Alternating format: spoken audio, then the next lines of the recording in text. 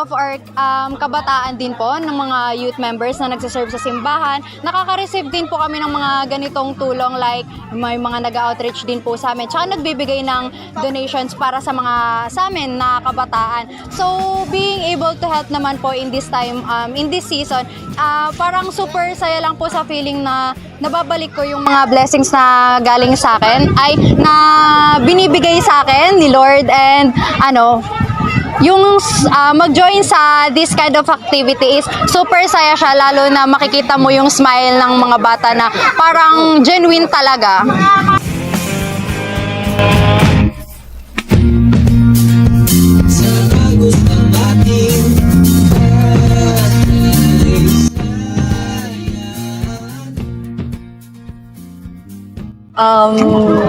Sobrang grateful po namin ngayon, at syempre yung mga estudyante ng Pagalanggang National High School, Senior High School, dahil naka-experience kami ng ganitong event na kung saan makakatulong kami at makakapagbigay kami sa mga taong mabibigyan namin ng pagmamahal or tulong ngayong Pasko.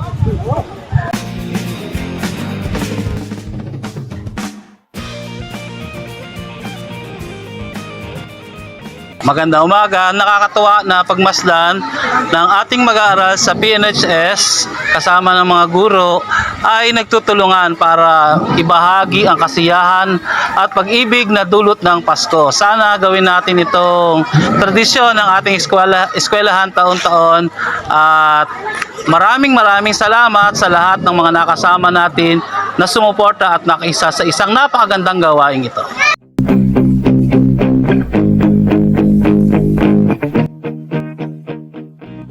Malaking bagay sa amin ito, lalo-lalo na ngayon Paskong Pasko. Kaya kami nagagalak kami na napili yung aming baryo na mapagbigyan na sa aming mga kulot. Malaking bagay ito sa amin.